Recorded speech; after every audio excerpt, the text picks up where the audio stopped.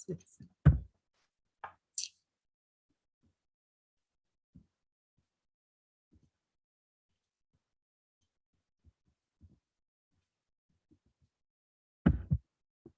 wonderful morning to you all. You're welcome to another session of our digital series.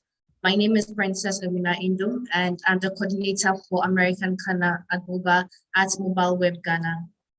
American Spaces provides access to current and reliable information about the United States through its book collections, internet access, events, and activities for everyone. Our topic for discussion today is data collection using KoboCollect. And facilitating this discussion is Mr. Enoch Seth Nyamado, who is an open source advocate and has been participating in Wikipedia, OpenStreetMap, and other open source communities for over 5 years. Also Mr. Stephen Mautodonk will be joining us shortly, but without wasting time, I'll hand it over to Enoch. But before we start, please ensure that if you have questions, you could just type them in the comment section below and they will be addressed. And so, hello Enoch, now I'll hand it over to you.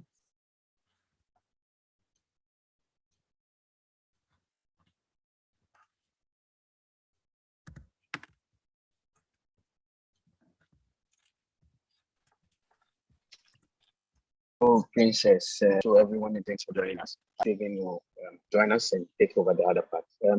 Princess, can you please put the slides?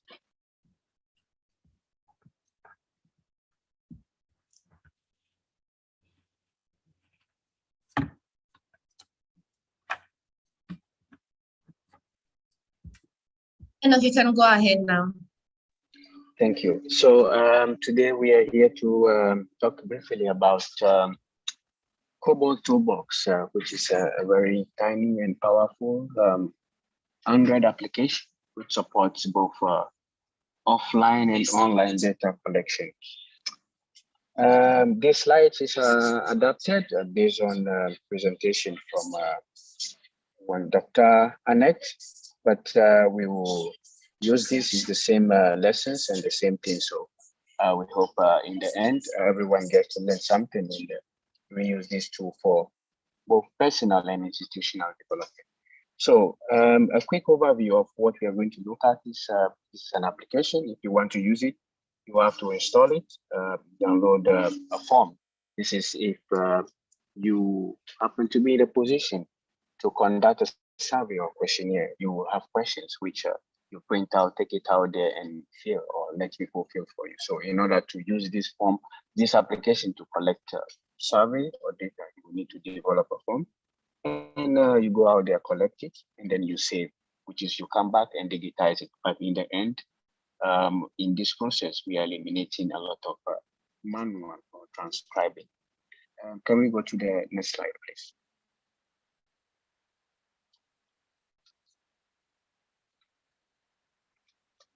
So we will jump into the overview of what KoboToolbox is. So KoboToolbox is developed by the Harvard Humanitarian Initiative, which is made up of partners and also support with other institutions that you can see here in this slide. This tool basically is a free and open source software, meaning that you don't necessarily have to pay for it to use it. How it was put together, you can also take it, tear it apart, you have the freedom to use it and share it with anyone. And it's also for data collection and has some analysis too. It's developed by humanitarians or emergency workers, for humanitarians and for everyone in challenging situations.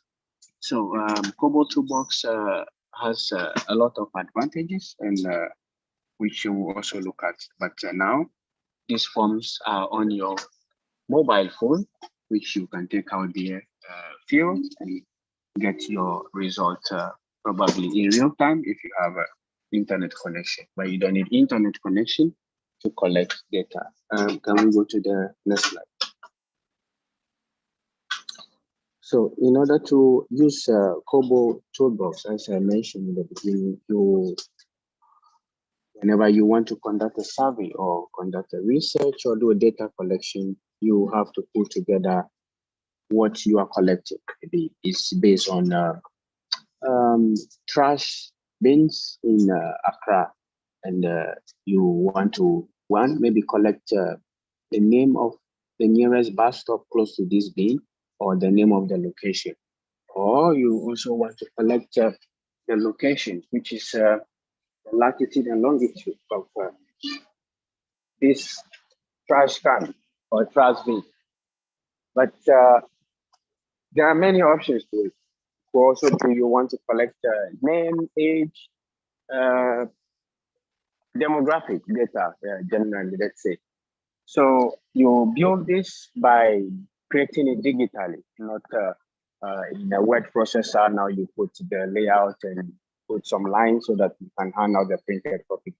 And then when you develop this form digitally, you collect data. So basically, after developing it digitally, it becomes a living form, which you can take on your phone or also fill in the browser on your computer, both offline and online. Offline and online because not everyone everywhere has internet in order to fill the forms using internet always. Offline here in the case that you have this form on your phone and you can go into the field, collect as much data as you want, do so many surveys. And when you come back home, you can send it to a server where you build the form. And you can see in these 3 pictures, the first one is building the form. You go out, collect data, either locally or that is offline or online, and then you analyze it. But there are some already visualization tools already which shows you information. But the power here is that you are able to collect a lot of information which is pre-validated or which you can collect easily with a pen and a paper. For example, that is latitude and longitude, which is location information. Let's go to the next slide. Now, very quickly, we'll talk about pros and cons of using KoboToolbox. Of course, I mentioned it's open source and it's free. You don't have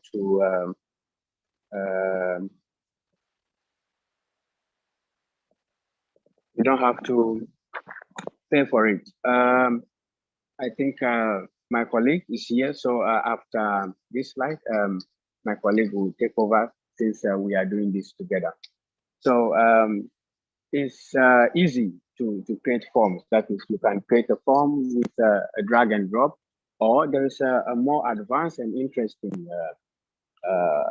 form creation method called XLX forms, where you have decisions that, okay, if the person is not 18 years, then you can't buy this type of product, or if the person is not 18 years, or if you don't consent, then you can't answer this form. It also works offline, which is the beauty and the power of KoboToolbox, because not everywhere internet exists, and you want to go out there and collect as much as you want. And then when you come back to where there is internet in the city or at home, then you can be able to upload all your records you've collected and now analyze it. You can collaborate because there is a library after you keep creating forms. You can reuse forms, you can reuse questions. So it makes a library easy and accessible. Collect GPS, that is coordinates, latitude and longitude, making it easy to be able to georeference or pinpoint where this information was collected, because everything we do has a location component. And for those who are going to do map stuff, KML is a format that you can use in most geo software. Excel, it exports as Excel. You can export as CSV, which is formats that are ready for further processing and data analysis. Administrators can use this tool to coordinate workers. So not only one person can collect the data, but with a team of people, you can send a team of people out there to collect data, but it's the same form that they all use. And in the end, you can sit far away and see what is being collected. I will hand over back to Princess, and then my other colleague will pick it up from there.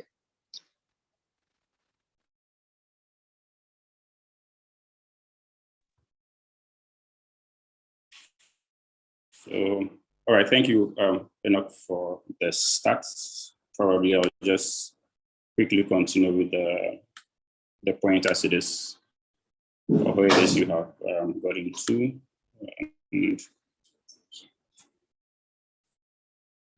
And then we'll take it from there.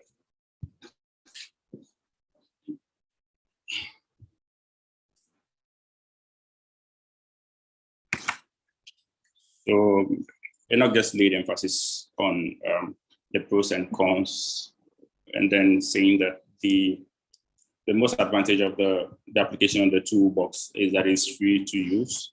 That will mean that any person can actually have access to the service of the tools or the suite online, offline.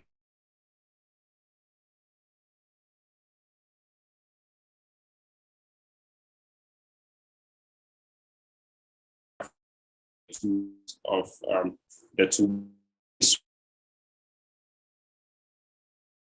the humanitarian at Kobo.humanitarian response.info, and student journalists who might want to use for the purpose of data collection can use the one on the KF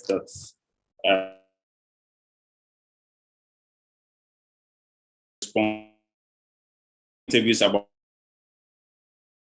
1,005 interviews per month, but the one from the humanitarian service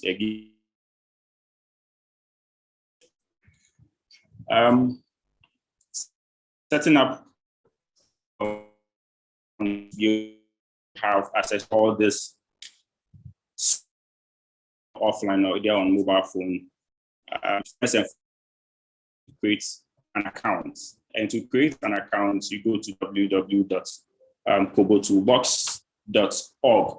But before I dive into creating the accounts on the KoboToolbox, one of the things as it is out to say, which I had a colleague ask me when I was introducing the toolbox to him, was who are the targeted audience that can use KoboToolbox or KoboCollect.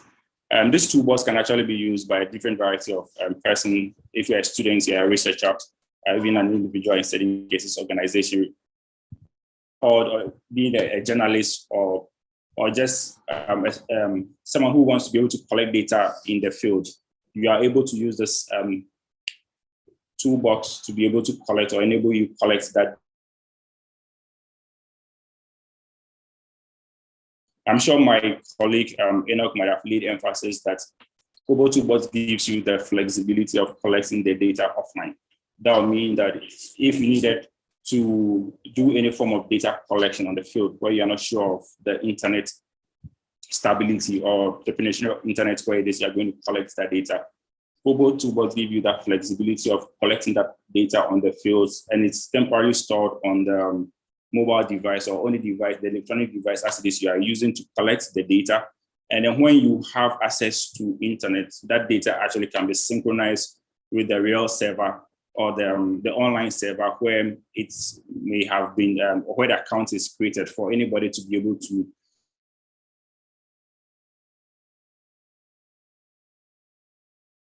platform. This also means that you don't need to have all the teams seated at one location to be able to have access to the data that is coming from the field. You can have moderators, you can have people who are approving the data in real time whilst the data is coming from wherever it is the data is being collected from. So first and foremost, you go to KoboToolbox.org. From here, I would just take us to the browser so that we would have the first-hand feel of how the creation of accounts works. So I'll switch windows. Like I stated, you would go to KoboToolbox.org. When you go to KoboToolbox.org, you would see a website that looks similar or the same as this. depending on the device on which you are connecting from. If you are connecting on the machine as I am, you would definitely see an interface like this. If you do not, the first thing you need to do would be to sign up, create accounts. And some of the things as it is, I have said in the previous slide is that there are two forms of the server. There's one that gives you unlimited access, which is on my left part of it. And then the other, which it gives you now, I think they've pushed up the submissions to about 10,000, which is enough for any form of data collection as it is anybody might wish to be able to collect. All you need to do will be to create an account, and it brings you to this screen where you fill in the necessary details as it is they required, or the ones with the rest, the fields that are mandatory, which you need to be able to provide an information for. Once you hit on create account, an authentication email will be sent to verify that the email as it is you are using is correct for the account purposes as it is you are creating into your email. So from here, you need to go into your email account to authenticate the account as it is you have created. Since I already have an account, what I'll do would be that I would log in. Irrespective of what it is you do, whether you create or you have an account on either the unlimited access or the 10,000 submissions per month, they are all virtually the same. All the settings look the same. There's nothing. It's just basically the amount of submissions as it is you might have in a month that may be available. This is already an account which would have been used in deploying certain forms. And so when you log into your account, all forms that have been deployed, you might see them in this format as it is you have. But if you do not have an account, or it's a new account, definitely you will not see that are in draft. Forms that are in drafts are just basically forms that you started creating or have created but hasn't granted the permission for it to be in live production. So whatever as it is you have it just on the account but cannot be accessed on the field. And so for one to create a new form, as it is, I'll be teaching today how to collect data using the KoboToolbox. So I'll be teaching us how to create basic forms and also show us how to add some basic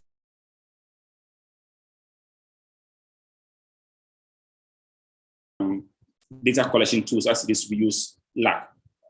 KoboToolbox actually gives you that flexibility to be able to put in whichever kind of logical question as it is you might wish to have. Whether you want to have the skip functions where not all questions might be relevant to the respondent. You are able to put in conditional statements where if the questions that are need to come next doesn't matter to whoever is responding, that question can actually be skipped. I'll show us how to create that from KoboToolbox. Also gives you the option to be able to translate the survey form into any form of language as it is you might wish to translate them into. You can have French, maybe if you want to translate them to where you're able to do same.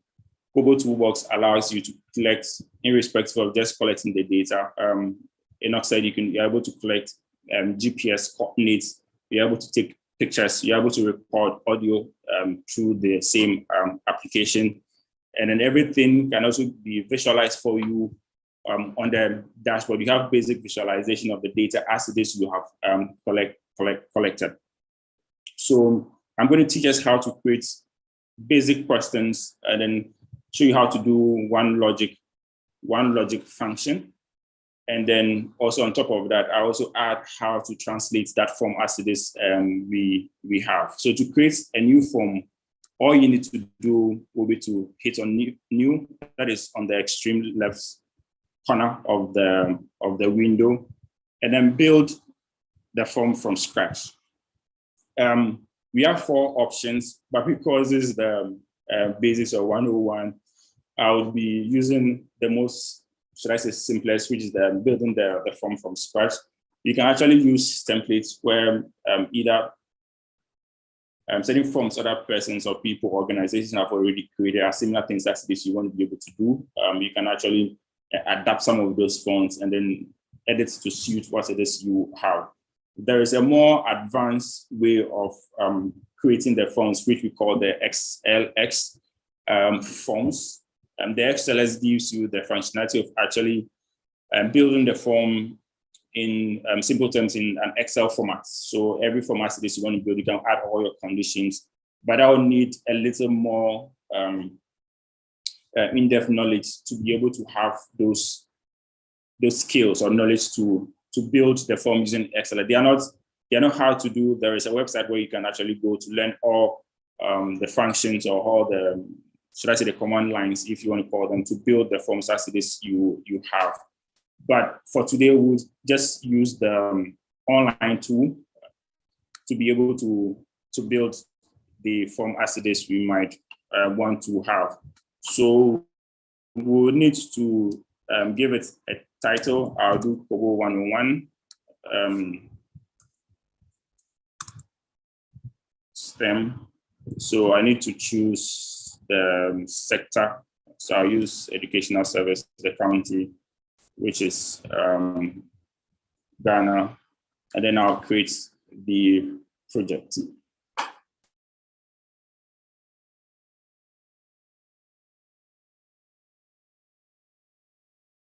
I'm going to have been creating the forms or all the forms as it is you have. So there's a save button that's on the right. You can see 73 icons on the left. Whilst we go in depth in the presentation, I would show what the uses of all these icons or buttons are. So to create our first question, most of the times in creating a survey question, you might need to have a description of what it is you want to be able to do. And so first, I'll create a description for the survey form as it is I am attempting to create. So this form as it is I'm going to create here, I'm also going to demonstrate how we would get access to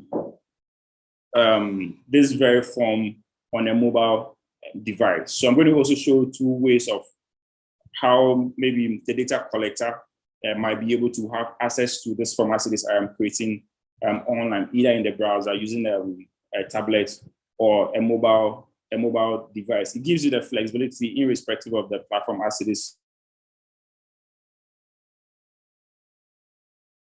forms on.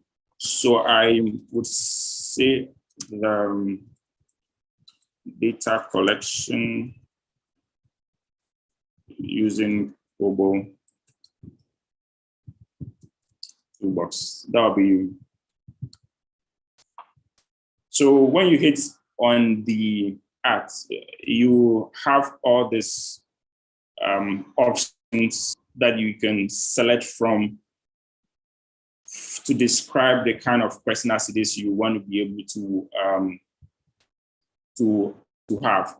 So since the first question as it is I'm creating is just basically going to be a note, which we'll call a description of the survey form as it is you want to be able to have, I would use the notes option. Okay,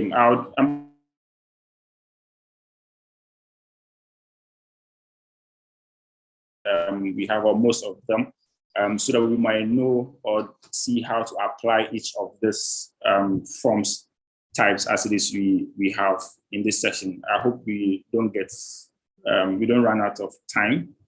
And so this I have created as a note. So the next question could be, what is your name? So I'll add the next question. The respondent needs to add text. So that would mean that whatever answer the person needs to respond to is going to be in text format. So it can even be a combination of can actually fit in the response. So be it. The next one would be what is your contact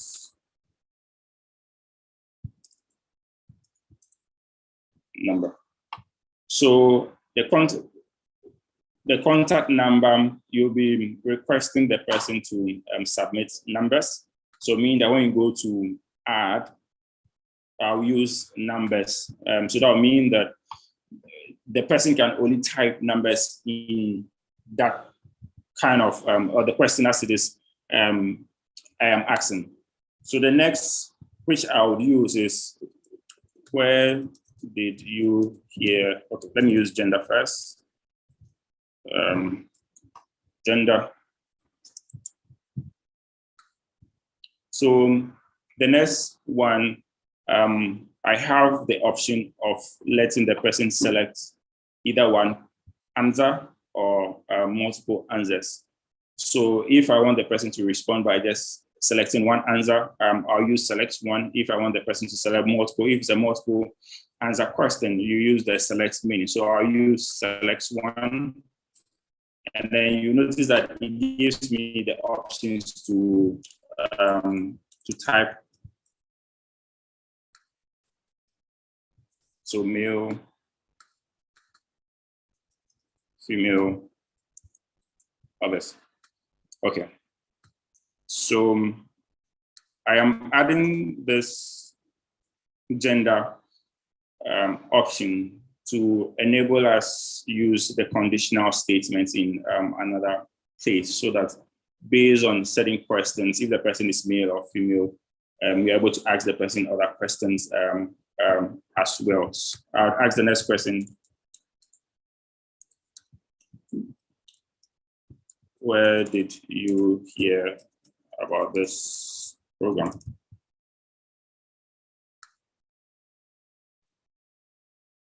So I can use select menu here,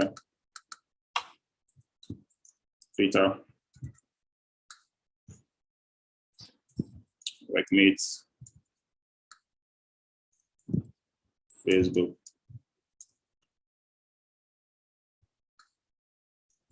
radio, email. Okay, so I save my questions. So from here, I can have a preview of the form as it is I am creating to see how the form is actually looking like online. Sorry. So I'll do a quick preview.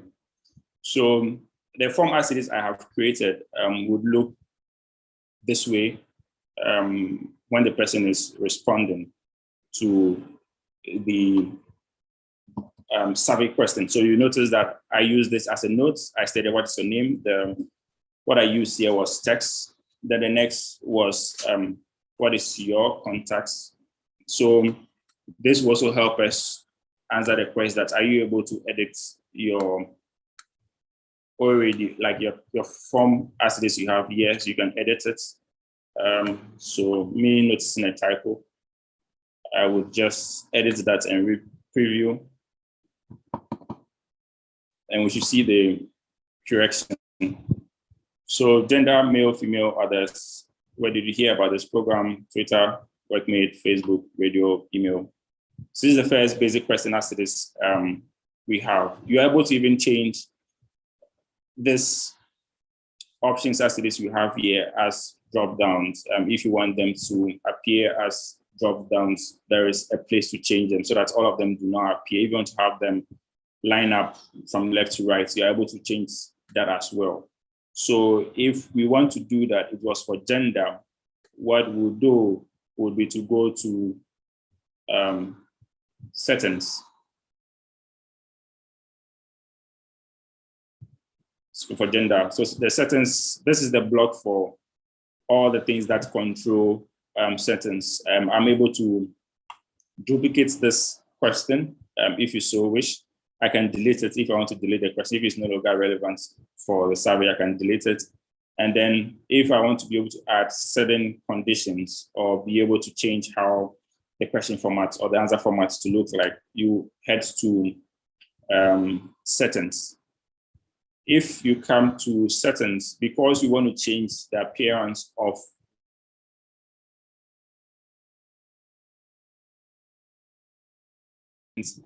for gender, which is male, female, others, which is arranged top to down, we can actually use this option.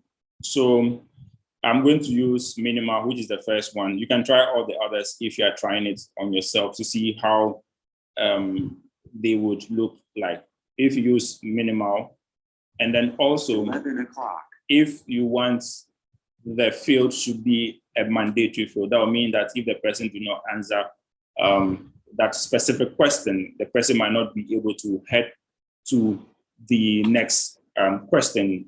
This is where it is you can do that as well. So I'm changing the gender field to be mandatory, and then so I've changed the appearance to be minimal. So I'll save this and then do a quick preview.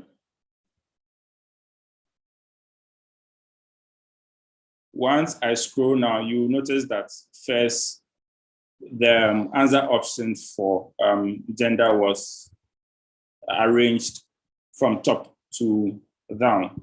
But now I have changed it to become a drop-down option. So in this case, you're able to hit any of the options as it is. You have this as it is. When I was creating the question, I decided to allow it as a multiple answer question. You notice that it allows me to choose more than one answer. Here is a number. So, and that here was requiring me to type my name. Okay.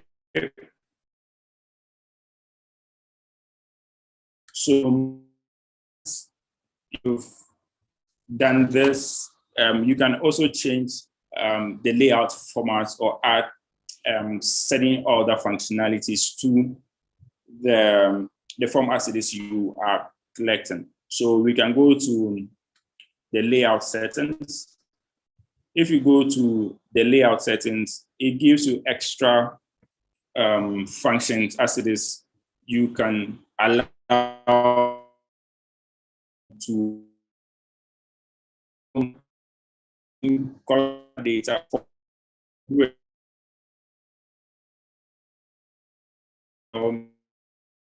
started and the time the form ended. If we take the today, it would also collect the data, the date on the device when the form was collected or when that form was responded to.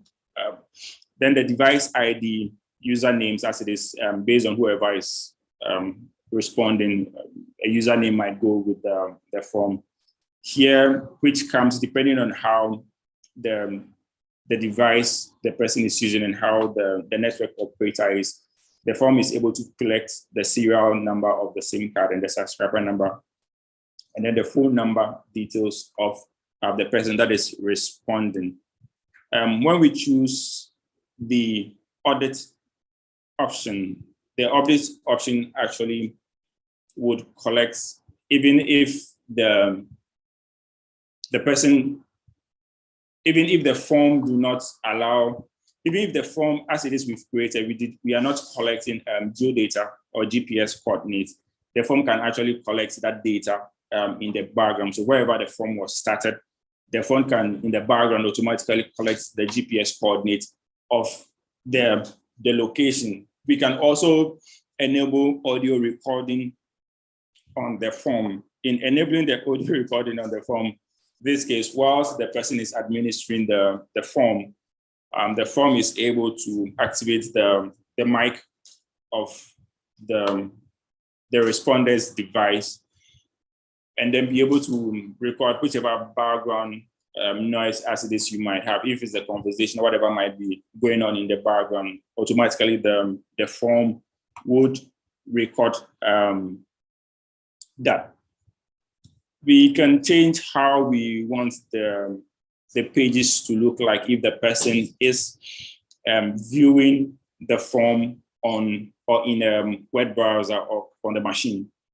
So this is where, as it is, we can change how the questions to look like. The first default one is a single page where every question is actually available to the person to preview. You can use the grid theme and then save. And then when we preview, you will notice that it has slightly changed. That actually puts every question in a box. I'll change to another theme or formats and then preview at the same time. If you notice, irrespective of the fact that I typed almost all my questions in small letters, it has actually capitalized all the questions as it is we have. I can go on to the next one, multiple pages, save. In this scenario, it would actually preview each question to the needs always next to be able to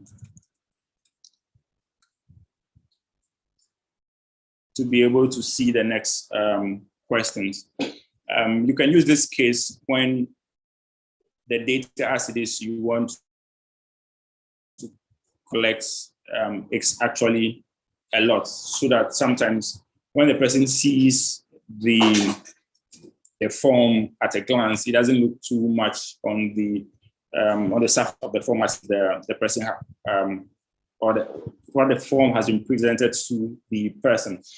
But you can use this option to actually break the form down in different sections, either question by question or group. So that would mean that we can actually also group questions whilst we set them.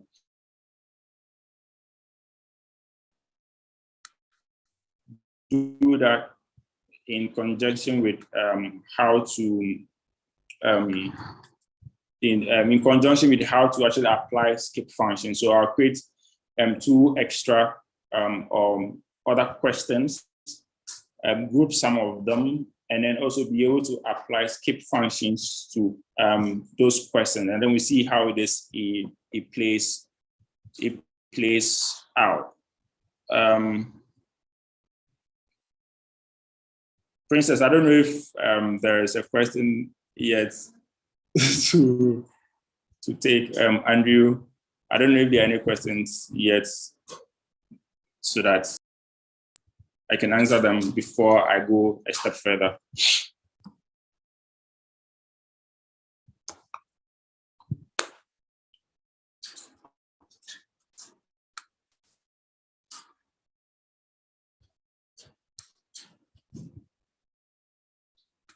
Okay, so I would presume there are no questions yet.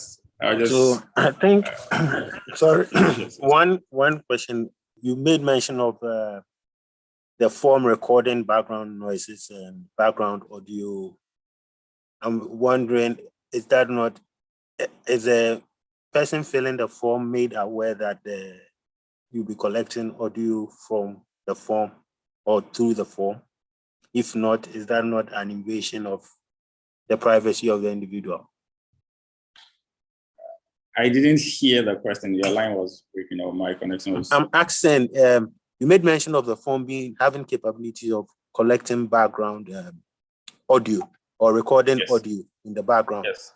I'm asking, is whoever filling the form made aware that it will be collecting that particular information?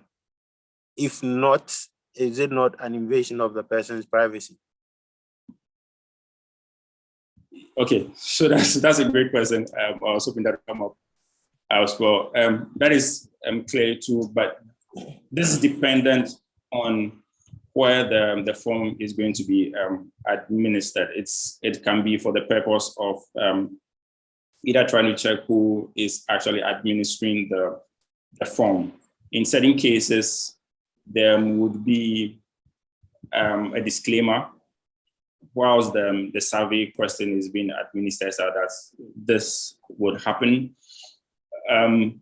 But you notice that when I was creating the form and I went to the layout settings, it wasn't checked. I had to go and check it. On default, it is not checked. You would have to check it. You have to check it before that service is enabled. It's not enabled automatically. And so whoever would be administering the form or creating the form, it is the onus lies on the person to either determine whether the person is invading the privacy of whoever they are administering the form on or not. It's just a functionality. I am stating that it is available, but once you create the form on default, it is not enabled. You only use this when you know you have the authority and the permission to be able to use same. And like you are saying, based on data privacy, since I think data collection, currently we are bound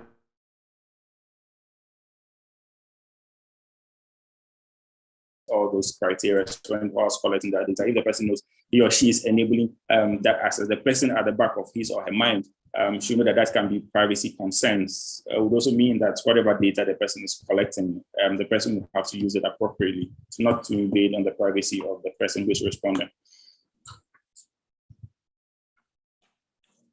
Okay, thank you. Awesome. So I would create other questions so that we are able to allocation.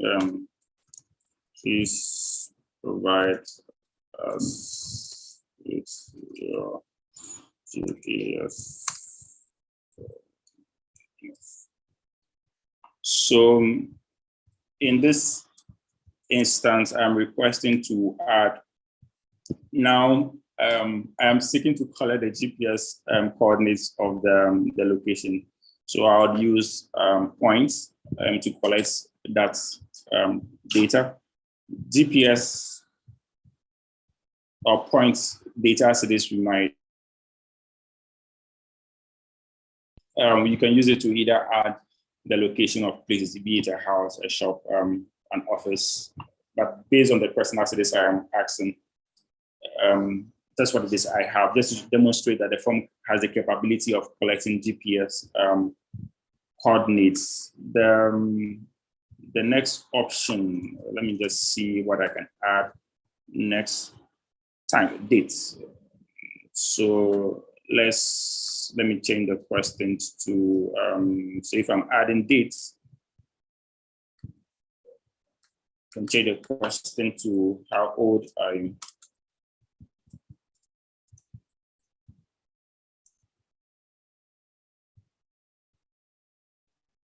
Okay, so for this, we have the option of allowing the person to state either just the year, month, and year, and there may be others. So just leaving it blank for the person to fill it in the manner as it is the person wants to be able to fill it. In most cases, depending on what it is you are collecting, or for this instance, I'll use month and year just to illustrate that. What else can I add? Test again. And we've done time, definitely we'll pick time. Add passport picture. So this is picture, will give you the options of uploading a file. And then the next would be, let me see what might be relevant to demonstrate. Video definitely will convert video. QR code, we'll do QR code For those who do GIS and stuff, this can be suitable where you want to be able to collect points or multiple points, or be able to collect the points of an area where, if let's say you wanted to walk around a football field or collect the GPS coordinates around a football field, you can use area. It gives you the option of starting the point whilst it is you walk. It does a trace around what it is you are collecting. We have the file options that gives the functionality to the person to upload any file as it is you want to be able to have. Where you create a matrix of what item as it is you want to be able to have, and where it splits them into rows and columns. Let me just do a quick, let me change the preview setting to all, to the single page, so that we can see everything how to go.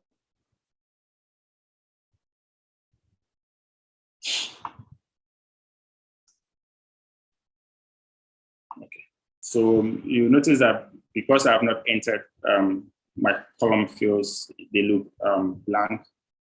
The passport section as it is we have gives you the option of uploading a file. You notice that automatically it has opened a space for me to enter this as well. It gives you a year and month as it is to add. This is the GPS coordinates section. Because I am on a device, it presents it to me in this manner.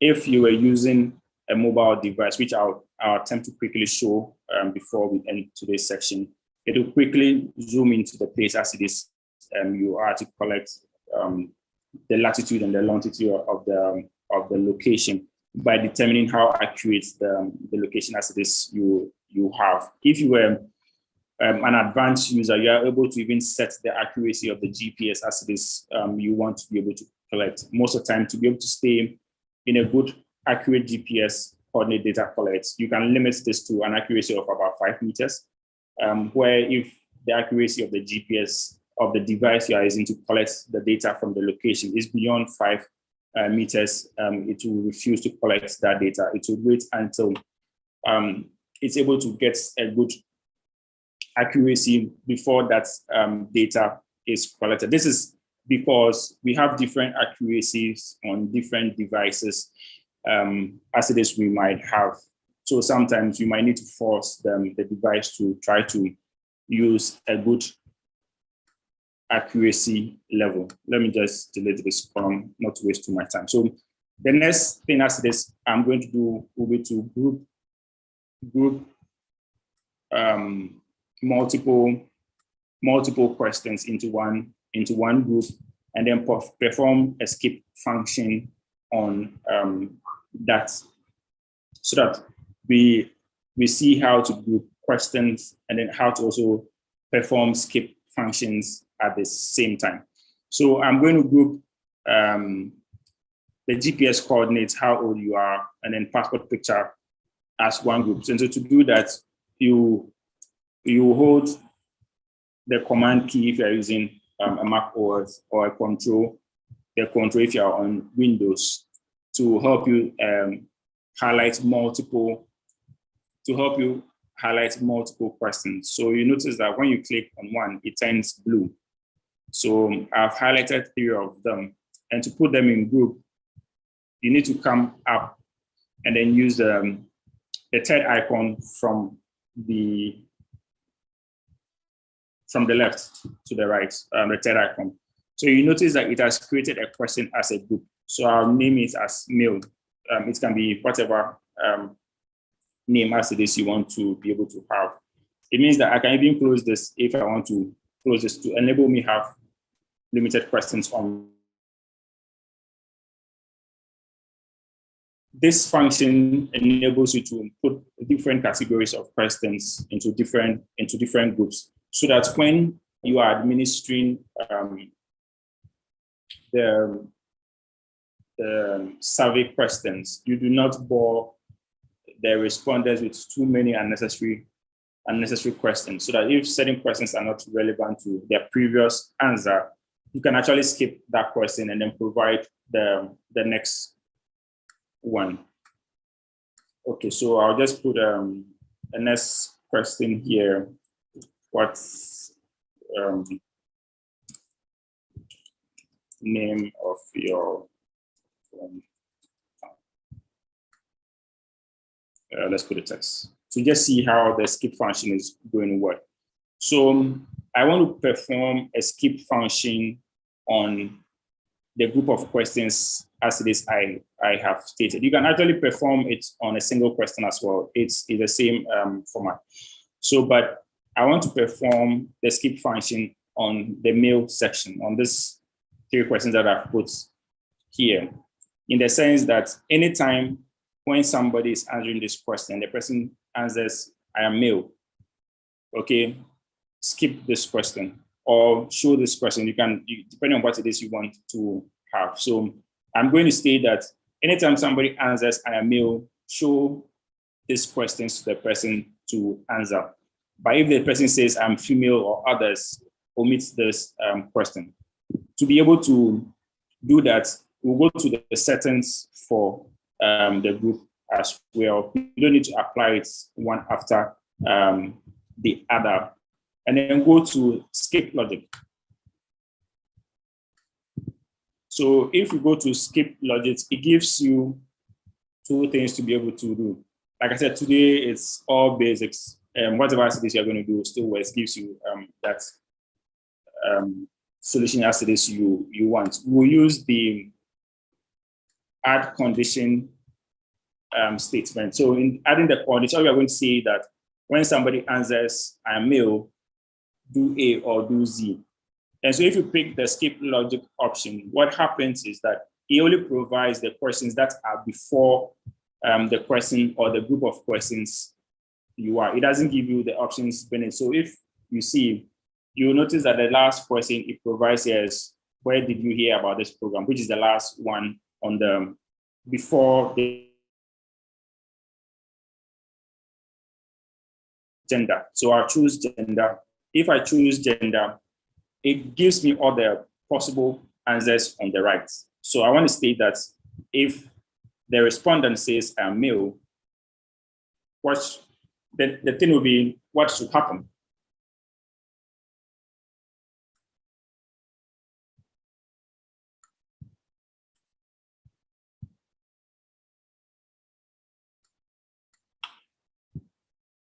If the person chooses what is male, what should happen? So we'll use the question should match all criteria or should match any of these criteria.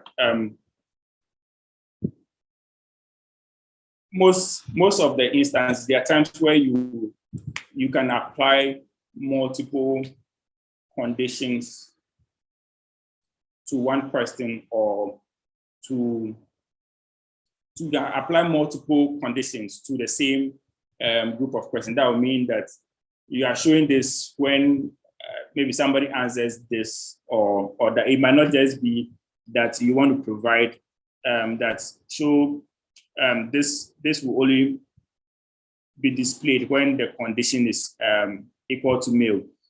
I have the option of adding another condition. If you notice, I could add another one and say that, okay, if gender equals others, okay, also display. But in this option, I will say that you should state to choose if any of these conditions match as the criteria, so that irrespective of what the person chooses, if not, the criteria will have to match both, which can actually conflict at certain times.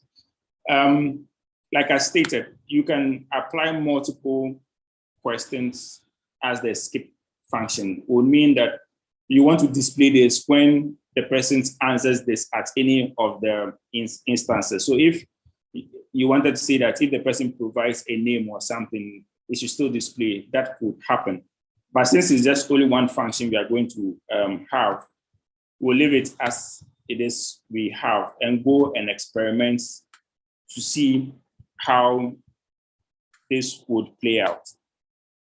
So if we go in preview mode, you will notice that the group of questions didn't show because it's a conditional statement. So if I choose gender, female, nothing is still going to show. If I choose gender, others, nothing is going to show. But once I choose male, you notice that it has popped up different set of questions in addition to what it is we currently already have. As you want, you just have to know when to add the skip function or not. So I'm going to save this as the basis of all activities you need to be able to have. Any other thing, you can always experiment them, and then go to preview and then see how it plays out. The next I'm going to do will be to show us how to deploy or make this form available to anyone that wants to be able to have access to, either on a mobile device, either on a tablet or on a machine. So once we have saved this project, you can close your section. So once I have closed it, you will notice that it tells me this is a draft version. This is the time it was last modified. So if I go to the dashboard for all that it is I have, I would see it under draft but not deployed. So to make this project live, all I need to do will be to go to deploy and then wait for the system to deploy the solution in the background. It would defaultly let the form have the online offline version, will mean that the person can deploy it both ways.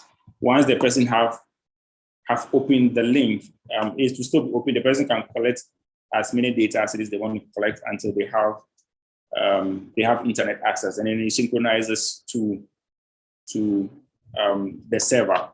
You can have the view option or embed it somewhere else, or be able. So the view option is sort of like a test mode. So once this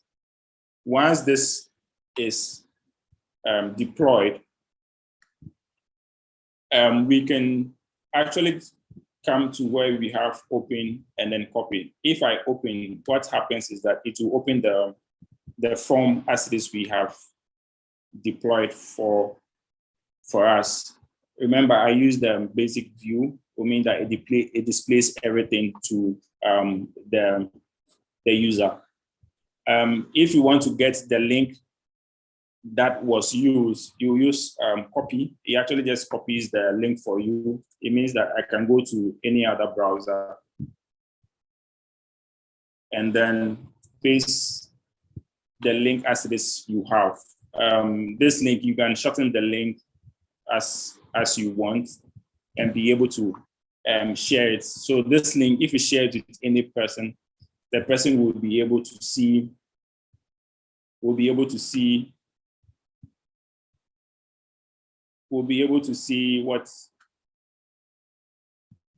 what form you have actually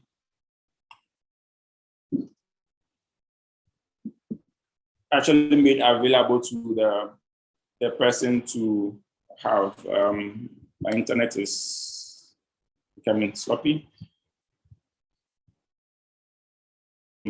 You notice that's opened for me.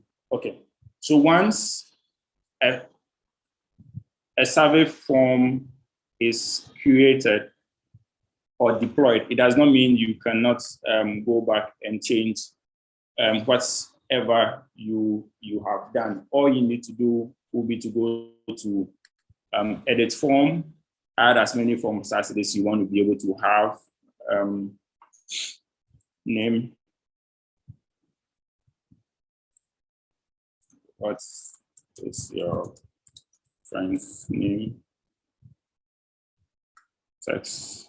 So I can add this. I can even change the the settings again, the layout settings, and then save. But I should bear in mind, once you do this, you need to come back and redeploy the forms because you have actually made changes to the form. My colleague talked about collaboration. You're able to share the form with other people. So you see share.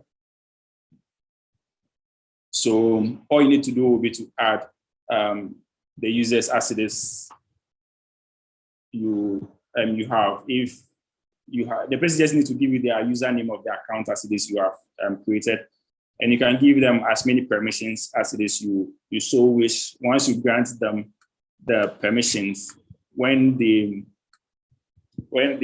log in into, if they log in into their platform, they'll see the form as it is you have created. If you give them the permission to be able to manage the form, they'll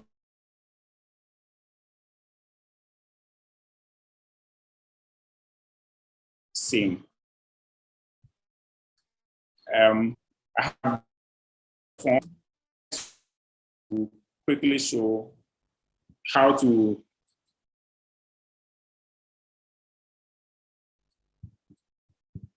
change or add other languages. When you hit on the form and it opens, you see this manage translation. When you hit on manage translations, you can add anything.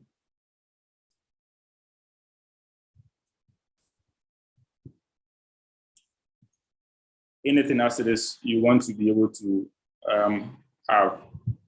So that's my default language. I'll add French. So now what I've done is that I've added another option, which is the French option. And so for this, I can now translate the questions as it is. The system or the server doesn't automatically translate the questions as it is you have. We would have to translate the form one after the other for the respondents to be able to do that. So once you come to manage translations and then edit, sorry, not this, updates translation, what you see is that it puts all the questions in English or the default language to your left. And then what you need to do is to provide the translations on the right. So let me quickly just translate to translate the Google, since I don't speak French. So just copy this and do a basic English to French translation from Google, which is not always correct. You might need somebody to do that for you. I'll just put it here. We are running out of time. I'll just quickly translate 2 questions so that we see how you're able to have the questions in different languages. And this you can have in as many languages as it is you want. I'll save changes.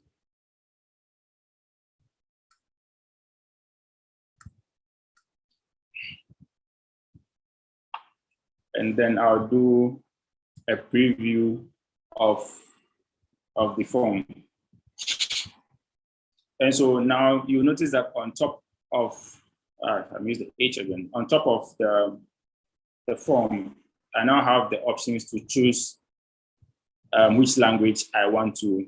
Once I choose French, it will show the translation as it is I've done. And this, I only translated 3 questions. So you notice that it have translated. I think I have other survey questions I have translated I could show.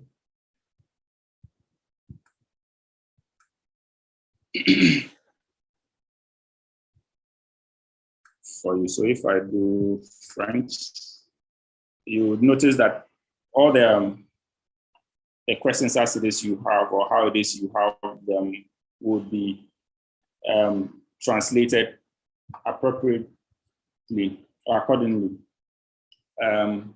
for you.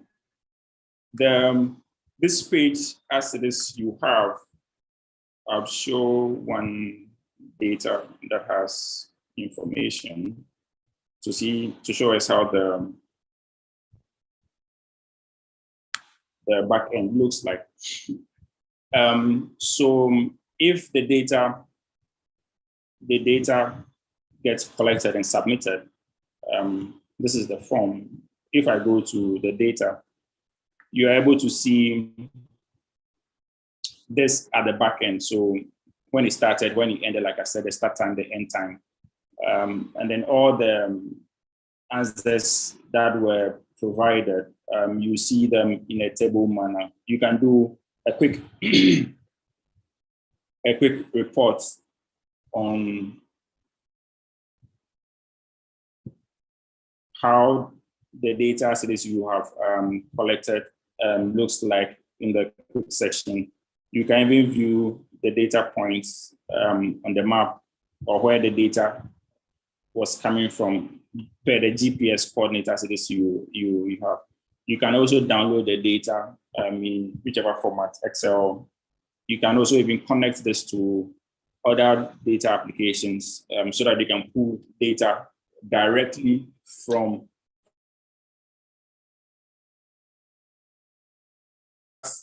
we're not able to show how to have or synchronize what it is we have done on the server onto the mobile device.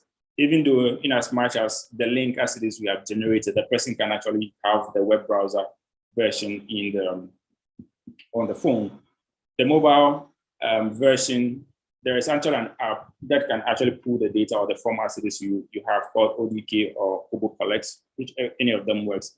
Once you set your data correctly, you're able to pull the form and answer as many in those instances where if you are doing maybe house censusing or you're doing a mass data collection in the field where you've sent a lot of data collectors, the best approach would be to use the application version where the persons have an application and then the data already sitting on the application. They don't need internet whilst they're in the field. They can collect as long as they have battery power.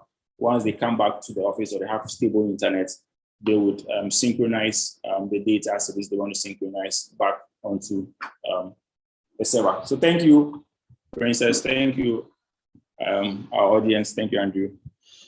Unless I'm allowed to continue talking.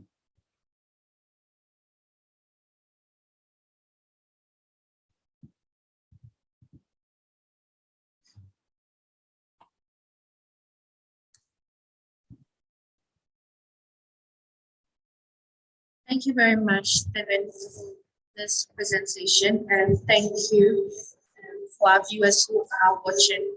And so now we'll make room for 2 questions from our talk before we wrap up. So if you have questions, kindly send it in the chat session and they'll be addressed.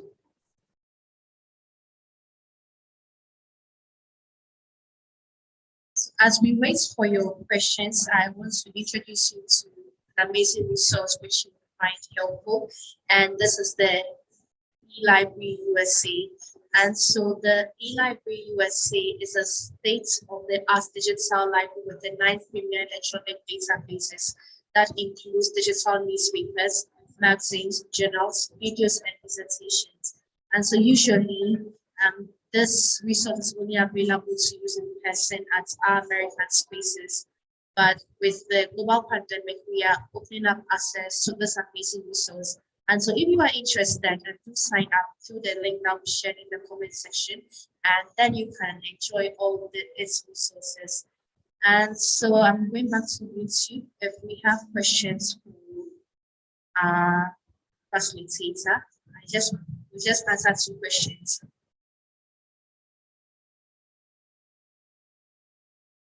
So I see the comments here. Thank you guys for joining today's discussion. James says, I thought it was going to be on Facebook. Thank God I'm here at last. Thank you, James, for joining us here. And so if there are no questions, we'll take So your last comments, any words of encouragement on the use of in the discussion. Okay, so thank you for that. So if you see on my screen as well, I have opened